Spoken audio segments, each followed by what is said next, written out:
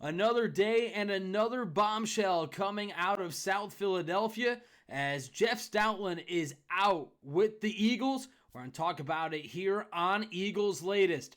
What's going on, everybody? Cory Nidoh, your host. I apologize for no episode yesterday.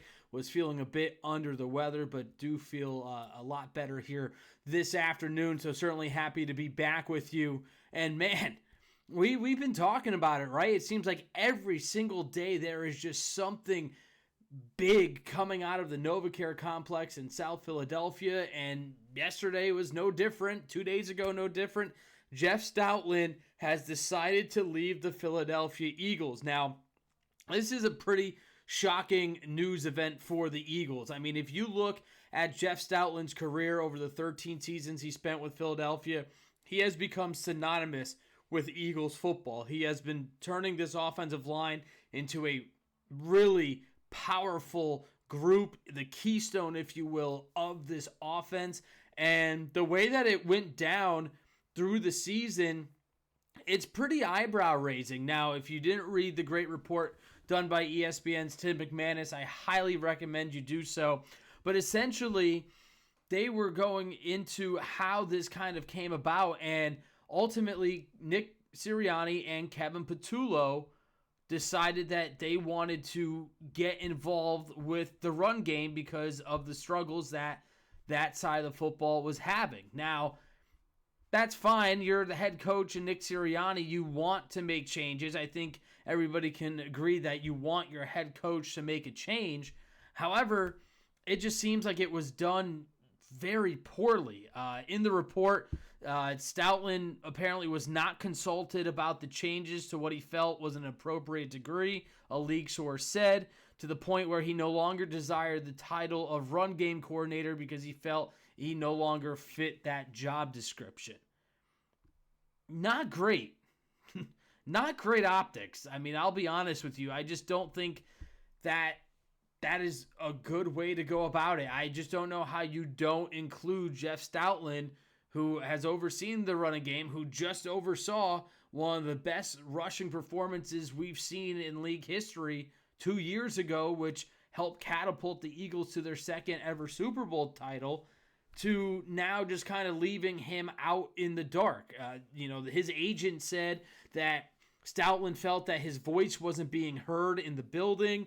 To me, I just don't know how that happens with Stoutland's caliber and his pedigree. Now, maybe there's a change, right? Maybe this was bound to happen anyway with Sean Mannion coming in, and he's implementing an entirely new offensive scheme that Jeff Stoutland isn't really familiar with. He's 64 years old. He's not a student. He's a teacher. And you could maybe take it two ways, where it's how do they essentially run Jeff Stoutland out of the city, or you can take it as, well, Stoutland seems to be a little sensitive about this change. I don't think it's that. I just think that the Eagles and Nick Sirianni, Kevin Patullo, they just handled this poorly. And based on the report from Tim McManus, I mean, his voice, he felt, was diminished. And I just don't know how you do that with a coach that is as beloved as Jeff Stoutland is with his offensive line, with this team, with this organization, and with this city. I mean, you can't name another offensive line coach in the NFL. More than likely, unless you're a diehard NFL fan, Jeff Stoutland is one of the rare offensive lineman coach that is nationally known. You see people taking pictures of him on the field when they're warming up with the offensive line. Jordan Mailata said he bawled his eyes out when he heard the news. Jason Kelce said he was extremely surprised. So this is a big deal.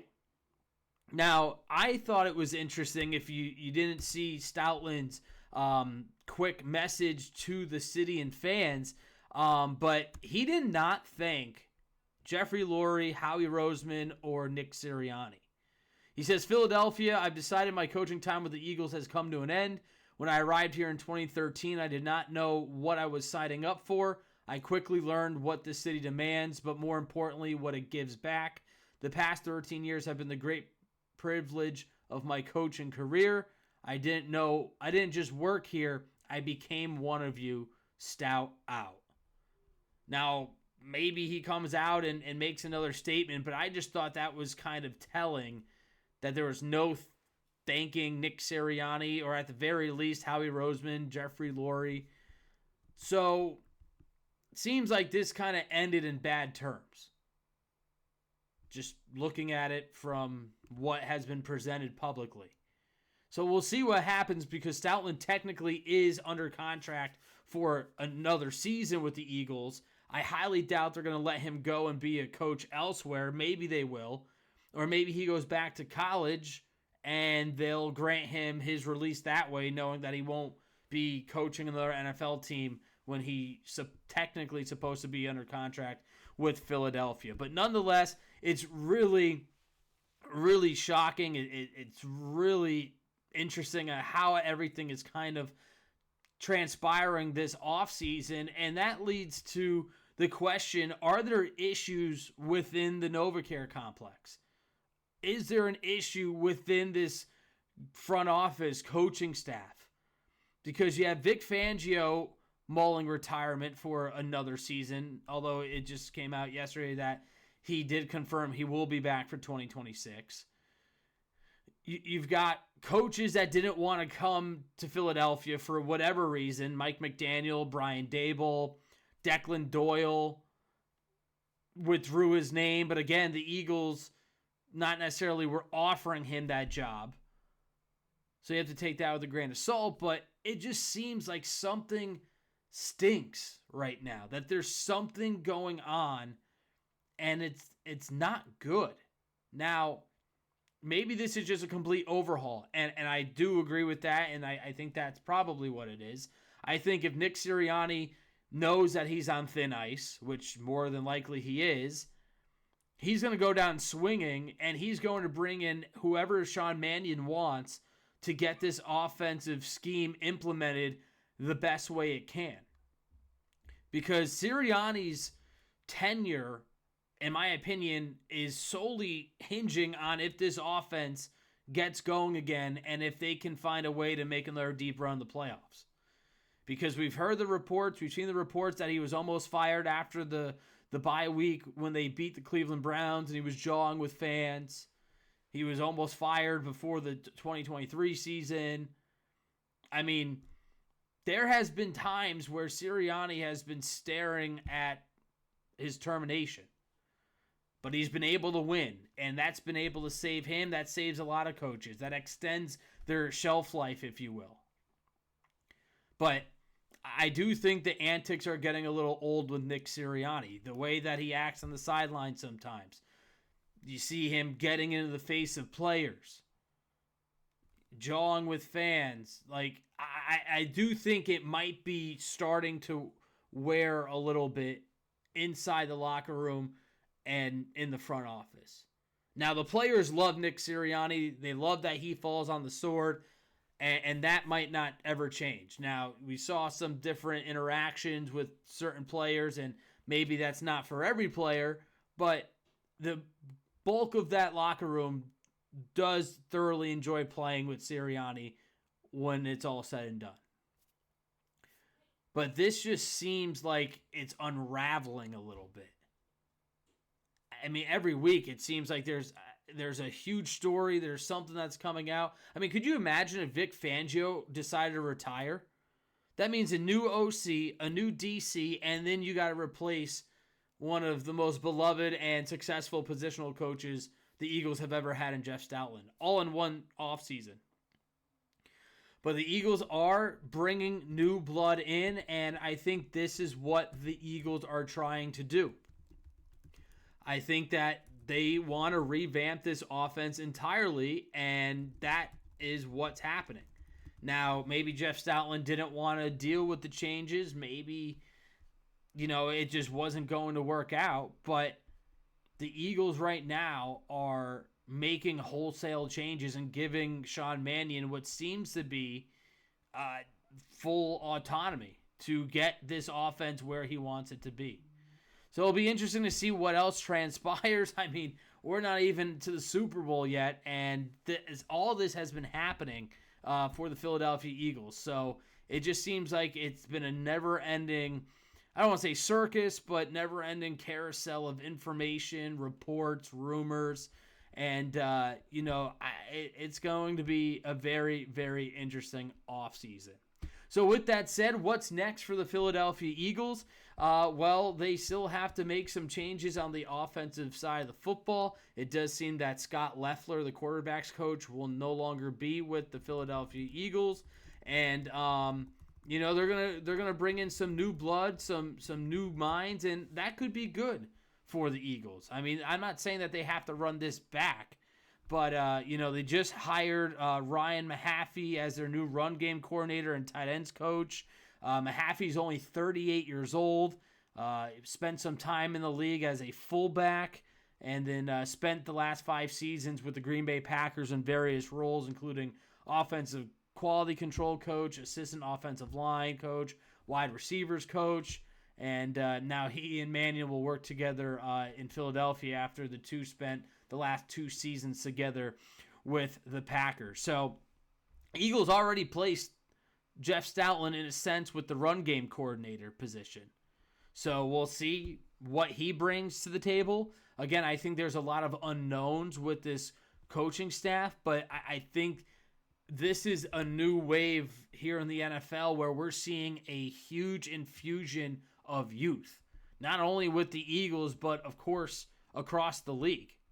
You're seeing a lot of young coaches being elevated to offensive coordinators, young coaches being elevated to head coaches.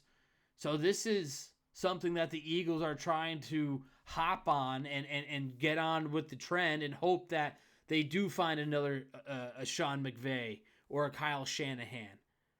And Mannion pulls his offensive schemes from those two coaches. So it's not a bad option, and it's not a bad idea to do so. But the Eagles are going to be making some more changes. I think there's going to be a couple more coaches that will be leaving or that will be replaced.